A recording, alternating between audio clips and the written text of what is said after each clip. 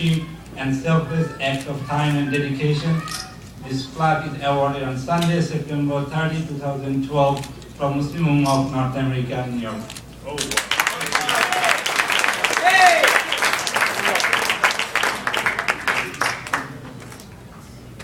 Thank you. Thank you. Thank you so much. Assalamu alaikum.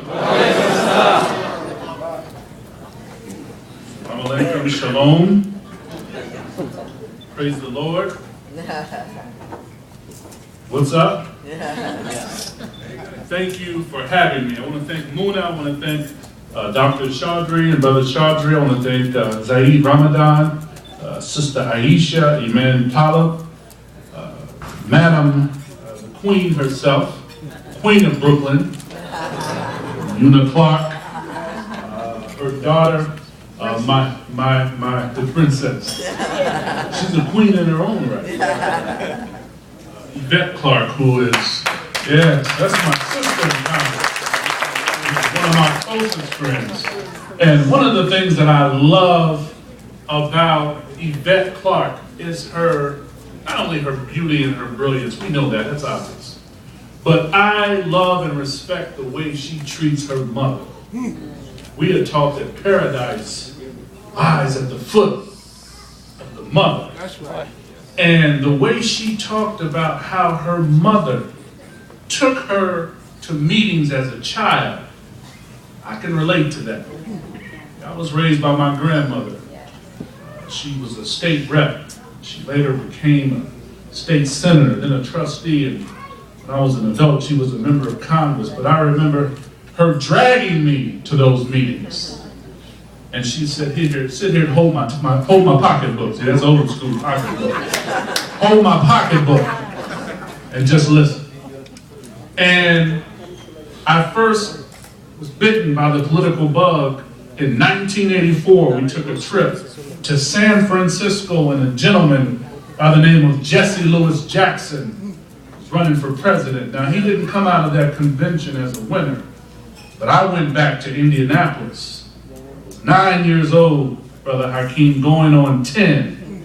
I was registering folks to vote and wasn't even old enough to vote myself. Yes, come on now. So I can appreciate, because other folks are able to get their children in whatever industry or field of endeavor that they're in. But when we do it, it's a sin. I just want to put that out there. So don't hate, participate. Secondly, I want to thank soon-to-be member of Congress. He's a handsome brother, he's smart, he's articulate. He'll represent us well, Brother Hakeem, soon-to-be Congressman Jeffries. Thank you, my brother. I want to thank, as Yvette said, Action Jackson, Counselor, soon-to-be Borough President.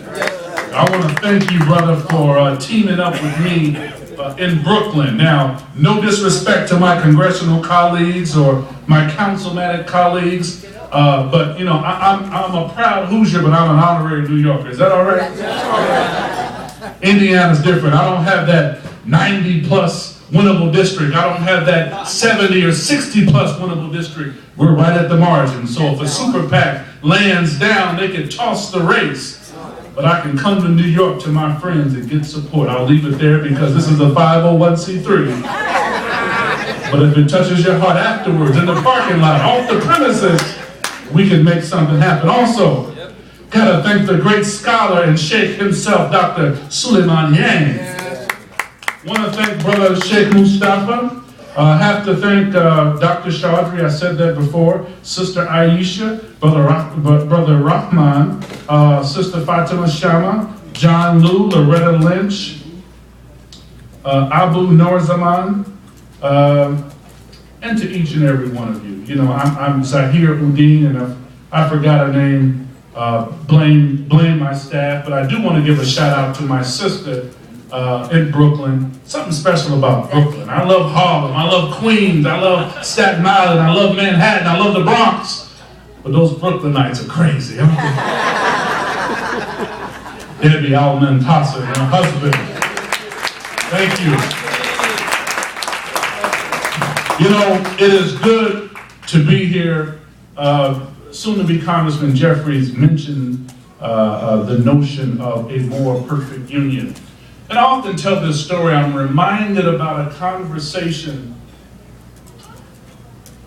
Brother Imam, that during the Constitutional Convention, Ben Franklin was walking out, and a lady by the name of Mrs. Powell came out of the Constitutional Convention.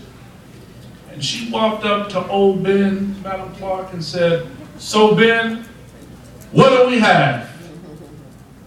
A republic or a monarchy?" Old Ben looked at her with his receding hairline, broken tooth smile, peered over her and said, "Mrs. Powell, we have a republic if you can keep it. If you can keep it." How do you keep the republic? You keep the republic by participating in the society. That's right. You keep the republic, as Sister Fatima said earlier, by being engaged in the political process.